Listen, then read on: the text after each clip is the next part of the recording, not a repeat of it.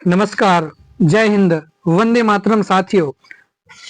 स्वागत करता हूं आपका हमारे चैनल में।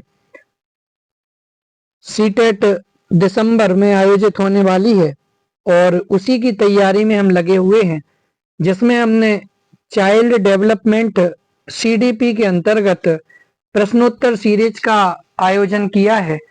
कल हमारी पहली कक्षा इसी को लेकर के हुई थी, जिसमें हमने बहुत सारे प्रश्नों को बहुत से मनोवैज्ञानिकों के आधार से देखा था, उनकी व्याख्या भी देखी थी।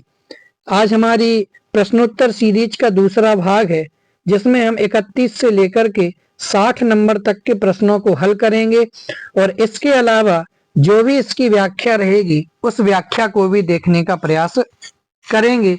आइए बिना किसी विलंब के शुरू करते हैं आज की प्रश्नोत्तरी के अगले 30 प्रश्न। पहला प्रश्न, भारतीय संविधान के किस अनुच्छेद में 6 से 14 आयु वर्ग के बच्चों के लिए निशुल्क व अनिवार्य शिक्षा का अधिकार शामिल किया गया है? बताइए, भारतीय संविधान का वह कौन सा अनुच्छेद है जिसमें 6 से 14 साल के बच्चों के लिए निशुल्क और कंपलसरी एजुकेशन के अधिकार को जगह दी गई है? ऑप्शन रहे आपके अनुच्छेद 26, अनुच्छेद 15, अनुच्छेद 45 या फिर अनुच्छेद 21A।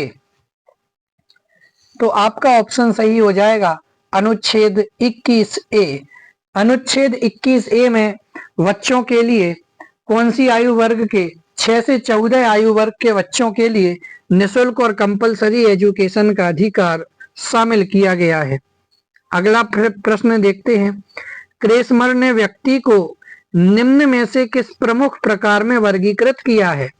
तो क्रेसमर ने व्यक्ति को कृशकाय यानी कि दुर्बल शरीर वाले, सुडोलकाय सुडोल शरीर वाले, गोलकाय गोल आकार वाले या गोल शरीर वाले, या फिर ये सभी। तो इसका उत्तर क्या है कि क्रेसमर ने व्यक्ति को निम्न में से किस प्रमुख प्रकार में वर्गीकृत किया है? तो इसका उत्तर हो जाएगा ये सभी, यानी कि कृशकाय भी, सुडोलकाय भी और गोलकाय भी। इन सभी रूपों में क्रेसमर ने व्यक्ति को वर्गीकृत किया है। अगला प्रश्न देखते हैं 33 नंबर का। टीईटी का उद्देश्य निम्न में से किसका मापन करना है? बताइए, बौद्धिक क्षमता का मापन करना है, अभिक्षमता का मापन करना है, अभिवृत्ति का मापन करना है, या फिर मूल्य का मापन करना है? किसका मापन करना टीईटी का उद्देश्य है? तो ऑप्शन हो जाएगा बी, अभिक्षमता का मापन करना टीईटी का उद्देश्य है। अगला प्रश्न 34 नंबर।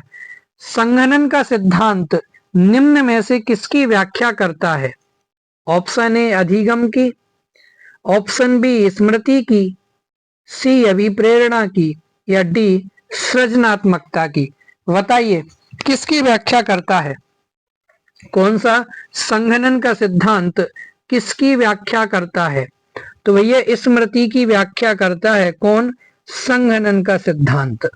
अगला तथ्य 35वां प्रश्न है।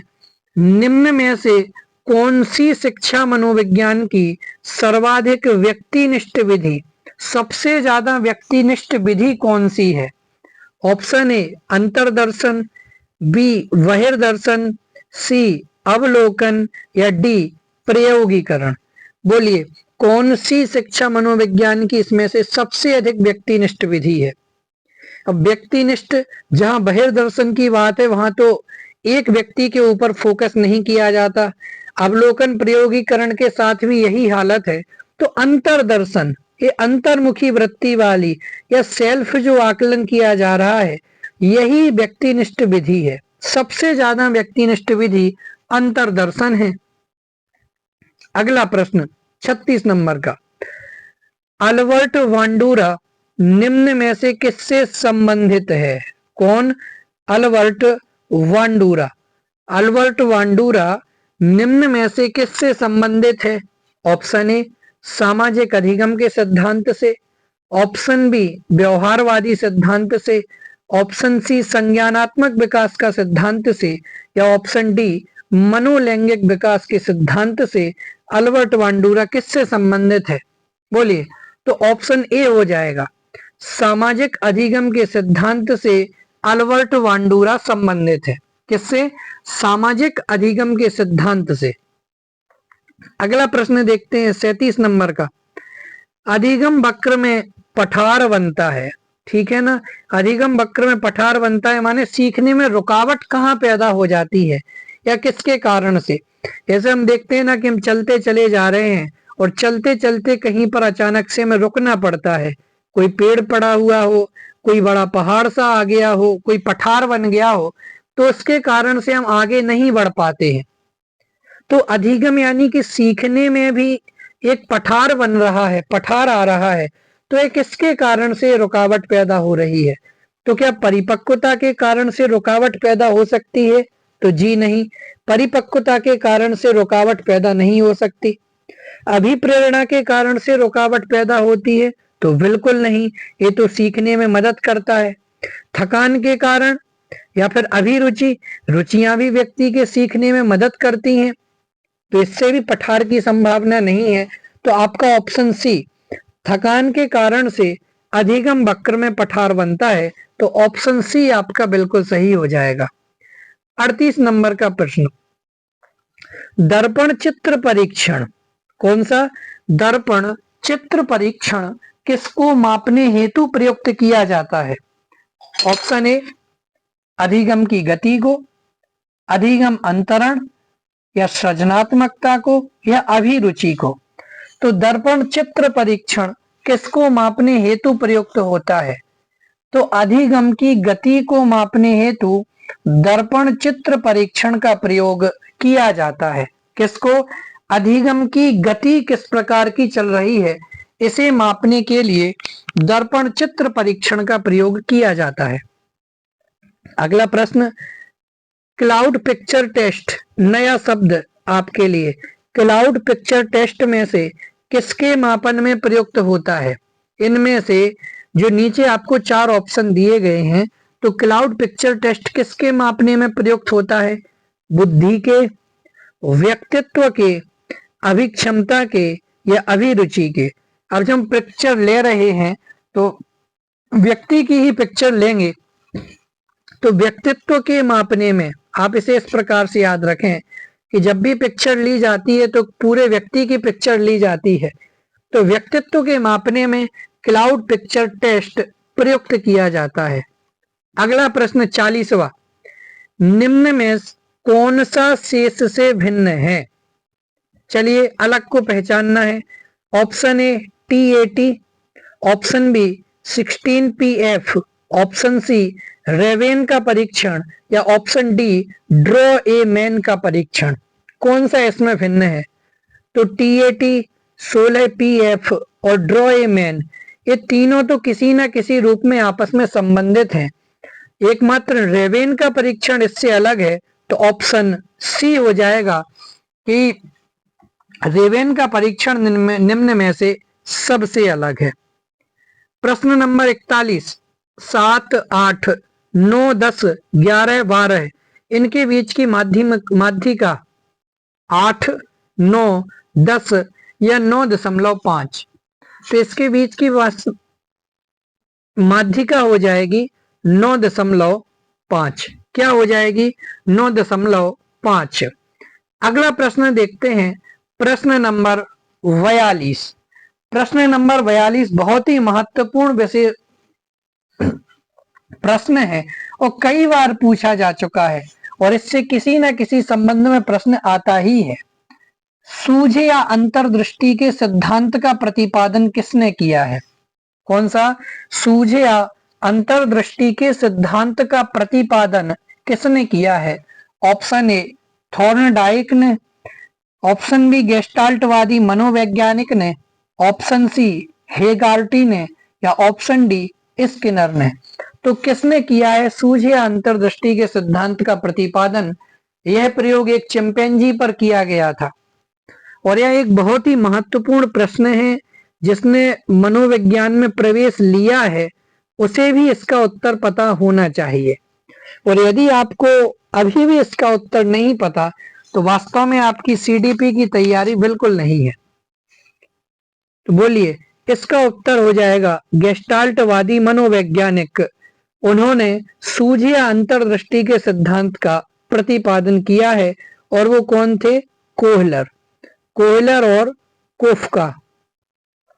कोहलर और कोफका, इन्होंने सूझ या अंतर्दृष्टि के सिद्धांत का प्रतिपादन किया और गेस्टाल्टवादी मनोवैज्ञानिक भी यही है।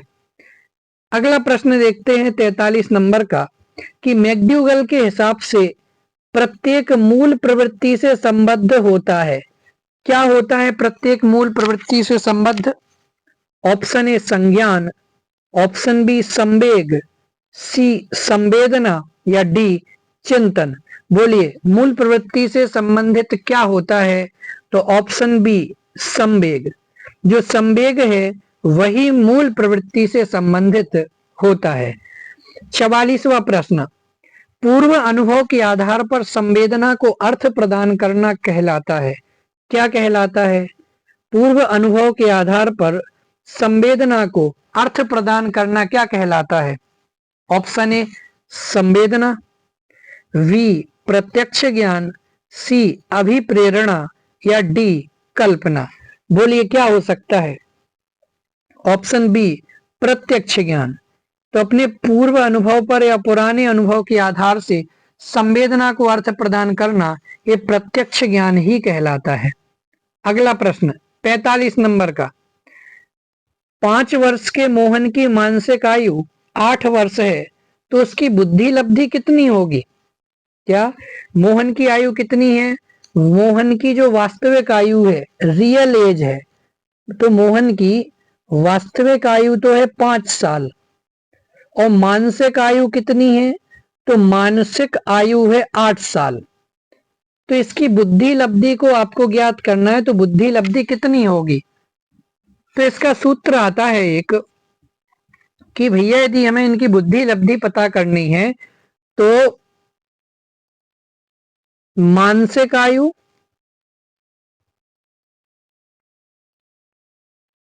वटे वास्तविक आयु और इसको 100 से गुणा कर देंगे। ठीक है ना? तो आपका जो बुद्धि लब्धि है वह बुद्धि लब्धि निकल करके सामने आ जाएगी। किसको? मानसिक आयु को ऊपर लिखना है, नीचे वास्तविक आयु को। तो मोहन की मानसिक आयु थी 8 साल, वास्तविक आयु थी 5 साल और गुणा इसको कर देंगे 100 से। जब इन दोनों को भाग करेंगे तो निकल करके आएगा 1.6 1.6 और इसको 100 से जब हम भाग करेंगे तो आ जाएगी इसकी आयु वो 160 निकल करके आएगी, है ना? चलिए फिर से देख लेते हैं यदि आपको ये पॉइंट से समझ में नहीं आया तो, कि भैया हमें करना क्या है। समझ लो मोहन की आयु 5 की जगह यहाँ पर 4 वर्ष होती तो क्या करते? मानसिक आयु 8 साल, ठीक है ना, और यहाँ पर 4 साल,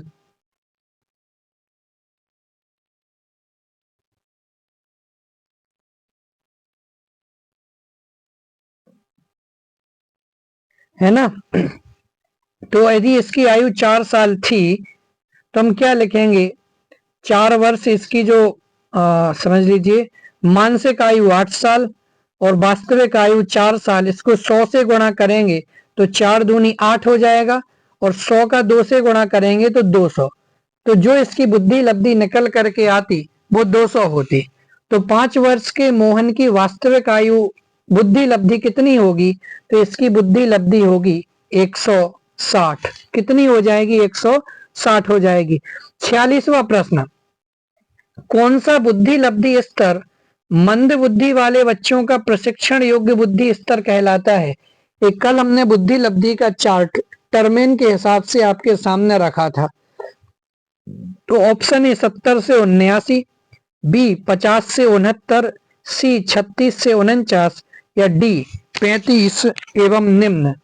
तो 35 एवं निम्न जो बुद्धि लब्धि होगी वह बच्चों के लिए प्रशिक्षण योग्य बुद्धि लब्धि स्तर माना जाएगा और मंद बुद्धि वाले बच्चों का ये स्तर होगा। 47वां प्रश्न व्याख्या के साथ देखेंगे। रोसार्क इंक ब्लॉक टेस्ट, इसका प्रयोग निम्न में से किसके मापन हेतु किया जाता है? किसका? रोसार्क इंक ब्लॉक टेस्ट का प्रयोग निम्न में से किसके मापन हेतु किया जाता है? ऑप्शन ए व्यक्तित्व, बी बुद्धि, सी अभिरुचि या डी अभिक्षमता। किसके मापन हेतु किया जाता है? तो भैया व्यक्तित्व के मापन हेतु रोसार्क इंक ब्लॉक टेस्ट का प्रयोग किया जाता है। रोसार्क इंक ब्लॉक टेस्ट का प्रयोग क्यों किया जाता है? व्यक्तित्व और व्यक्ति की भावनात्मक कार्य प्रणाली है, उसका आकलन करने के लिए इसका प्रयोग किया जाता है। तो यहाँ पर सिर्फ व्यक्तित्व दे करके रखा है, तो इसका उत्तर हो जाएगा व्यक्तित्व। व्याख्या देख लेते हैं कि रोसार्क इंक ब्लॉक टेस्ट क्या है। देखिए रोसार्क स्याही धब्बा परीक्षण एक मनोवैज्ञानिक परीक्षण है जिसका इस्तेमाल किसी व्यक्ति के व्यक्तित्व और भावनात्मक कार्य प्रणाली का आकलन करने के लिए किया जाता है। इस परीक्षण में व्यक्ति को 10 स्याही के धब्बों को दिखाया जाता है और उनसे कहा जाता है कि उन्हें ये धब्बे कैसे दिखते हैं। धब्बों में से कुछ काले या भूरे रंग के होते हैं और कुछ में किसी और रंग के धब्बे होते हैं। मनोवैज्ञानिक रंग और आकार जैसे प्रमुख कारकों पर पहले से तय श्रेणियों का इस्तेमाल करके प्रतिक्रियाएं प्राप्त करते हैं। इन प्रतिक्रियाओं के महत्वपूर्ण पहलुओं को 4 श्रेणियों के तहत एक कूट लेखन प्रणाली में निर्धारित किया जाता है। ये श्रेणियां कौन सी हैं? स्थान निर्धारक, सामग्री और लोकप्रियता। इस परीक्षण का इस्तेमाल किसी व्यक्ति की मनस्थिति और विभिन्न व्यक्तित्व लक्षणों की पहचान करने के लिए किया जाता है। इसका इस्तेमाल विशेष रूप से तब किया जाता है जब लोग किसी विशेष चीज के बारे में अपने विचार या धारणा करने में या धारणा दिखाने में संकोच करते हैं। इस परीक्षण को स्विस मनोचिकित्सक हरमन रोसार्क ने साल 1921 में विकसित किया था। कब विकसित किया था? साल 1921 में विकसित किया था। अगला प्रश्न देख लेते हैं। निम्न में से कौन सा विस्मृति का कारण नहीं है? विस्मृति अर्थात भूलना, तो भूलने का कारण कौन नहीं है इनमें से? बोलिए। ऑप्शन ए सीखने में कमी, ऑप्शन बी स्मरण करने की इच्छा, मानसिक द्वंद्व या सीखने की दोषपूर्ण विधियां। तो भूलने का कारण पूछा है, तो जब भी सीखने में कमी होगी या बच्चा सीखने के प्रति लापरवाही बरतेगा, उत्सुकता नहीं दिखाएगा, तो निश्चित रूप से वह याद किया हुआ विषय भूल जाएगा। तो यह तो विस्मृति का कारण है। स्मरण करने की इच्छा, मानसिक द्वंद्व, तो जब भी मन में अनेक प्रकार के विचार चलेंगे, उथल फुथल होगी, अनेक प्रकार के द्वंद्वों में घिरे रहेंगे, तो निश्चित रूप से उपयोग नहीं लगने के कारण से, मन नहीं लगने के कारण से याद किया हुआ विषय भूल जाएंगे। सीखने की दोषपूर्ण विधियां, जो हमारी सीखने में ही कमी रहेगी तो निश्चित रूप से हम याद किया हुआ भूलेंगे। तो इसका उत्तर क्या है कि स्मरण करने की इच्छा। जब भी स्मरण करने की इच्छा होगी, बच्चा सीखना चाहेगा, याद करना चाहेगा, तो वह निश्चित रूप से इस चीज को नहीं भूलेगा। तो विस्मृति का कारण क्या नहीं है? स्मरण करने की इच्छा। 49वां प्रश्न, वह विज्ञान जो संख्यात्मक प्रदत्त को एकत्र करने, विभाजित करने, प्रस्तुत करने, तुलना करने और व्याख्या करने की विधि से संबंधित है, वह क्या कहलाता है? सांख्यिकी, गणित, ज्यामिति या संभाव्यता। बोलिए क्या कहलाता है? तो वह सांख्यिकी कहलाता है। क्या कहलाता है? सांख्यिकी कहलाता है। 50वां प्रश्न, पिछड़े बच्चों के लिए शैक्षिक लब्धि की अवधारणा किसने दी? किसके लिए? पिछड़े बच्चों के लिए शैक्षिक लब्धि की अवधारणा किसने दी? ऑप्शन ए गार्डन ने, सोनेल ने, वर्टन होल ने या फिर सिरिल वर्ट ने। तो सिरिल वर्ट ने पिछड़े वर्ग वाले बच्चों के लिए शैक्षिक लब्धि की अवधारणा दी है। प्रश्न नंबर 51, निम्न में से कौन सा एक उत्तम परीक्षण की विशेषताओं से भिन्न है? तो विश्वसनीयता, वैधता, वस्तुनिष्ठता या अभिक्षमता। तो अभिक्षमता उत्तम परीक्षण की विशेषताओं से भिन्न है। 52वां प्रश्न, निम्न में से कौन सा बुद्धि का एक सिद्धांत नहीं है? ऑप्शन ए एक तत्व सिद्धांत, ऑप्शन बी द्वितत्व सिद्धांत, ऑप्शन सी प्रत्यागमन का सिद्धांत या ऑप्शन डी बहुतत्व सिद्धांत। बोलिए। तो जो एक तत्व सिद्धांत है वह बुद्धि से संबंधित है, द्वितत्व सिद्धांत भी बुद्धि से संबंधित है और बुद्धि के बहुत सारे कारक होते हैं, तो बहुतत्व का सिद्धांत भी बुद्धि से संबंधित है। तो ऑप्शन क्या बचा? प्रत्यागमन का जो सिद्धांत है वह बुद्धि के सिद्धांत से संबंधित नहीं है। इंपॉर्टेंट प्रश्न है। 53वां प्रश्न, निम्न में से कौन सी एक अंतःस्रावी ग्रंथि नहीं है? ऑप्शन ए एड्रिनल ग्रंथि, बी पीयूष ग्रंथि, सी लार ग्रंथि या डी थायराइड ग्रंथि। तो कौन सी अंतःस्रावी ग्रंथि नहीं है? तो लार ग्रंथि अंतःस्रावी ग्रंथि नहीं है। अगला प्रश्न 54 नंबर, पियाजे के अनुसार संज्ञानात्मक विकास की द्वितीय अवस्था। तो पियाजे ने संज्ञानात्मक विकास की टोटल 4 अवस्थाएं दी हैं। कितनी? टोटल 4 अवस्थाएं दी हैं। किसने? पियाजे ने। किसकी दी है? संज्ञानात्मक विकास की। उसमें से आपसे दूसरी अवस्था को पूछा गया है। ऑप्शन ए ज्ञानेन्द्रिय अवस्था, ऑप्शन बी औपचारिक संक्रिया की अवस्था, ऑप्शन सी पूर्व संक्रिया की अवस्था या ऑप्शन डी मूर्त संक्रिया की अवस्था। बोलिए क्या उत्तर होगा? पहले इसकी व्याख्या देख लेते हैं हम, उसके बाद आपको ऑटोमेटिक ख्याल आ जाएगा। व्याख्या, संज्ञानात्मक विकास की 4 अवस्थाएं हैं।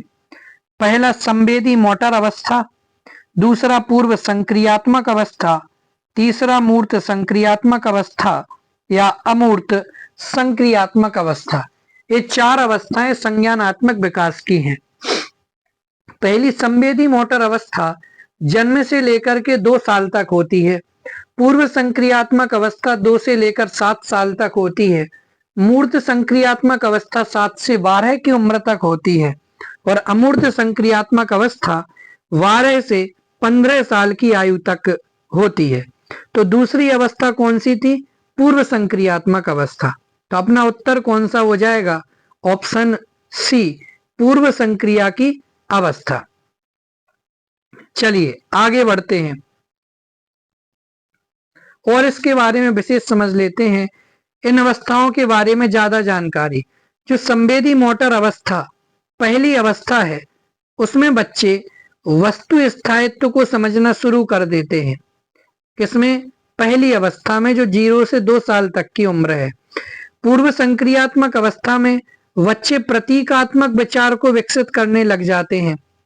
मूर्त संक्रियात्मक अवस्था में बच्चे ठोस वस्तुओं और घटनाओं के बारे में तार्किक रूप से सोचने लगते हैं और अमूर्त संक्रियात्मक अवस्था में बच्चे अमूर्त रूप से सोचने और काल्पनिक रूप से तर्क करने में सक्षम हो जाते हैं।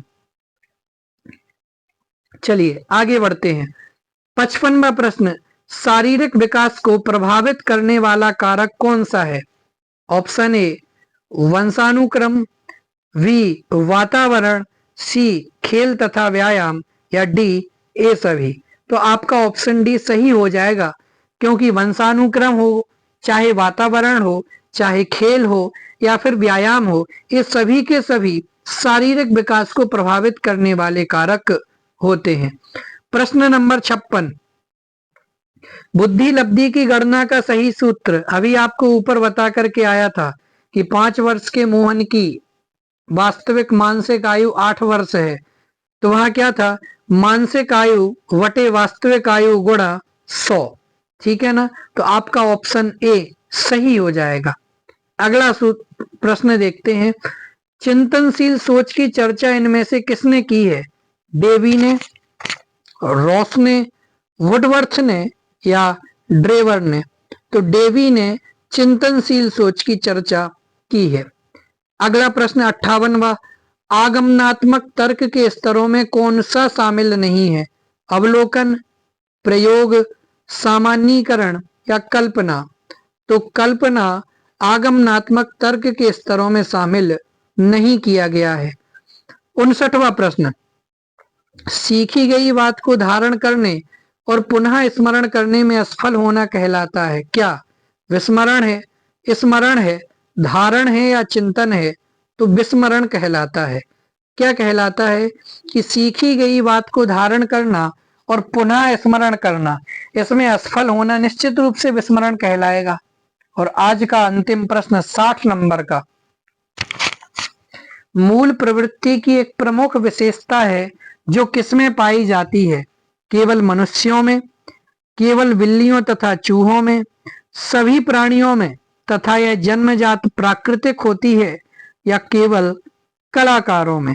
तो ऑप्शन सी सही हो जाएगा, क्योंकि मूल प्रवृत्तियां तो सभी प्राणियों में पाई जाती हैं, यह जन्मजात और प्राकृतिक भी है। इस प्रकार से हमने हमारी बाल विकास और मनोविज्ञान सीरीज की दूसरी कक्षा में 31 से 60 तक के मुख्य प्रश्नों को, जिनमें जरूरी थी उनकी व्याख्या सहित देखा। कल तीसरी कक्षा में हम 31 से 90 तक के प्रश्नों को लेकर के आपके सामने उपस्थित होंगे। धन्यवाद, आप हमारे साथ जुड़े रहिए।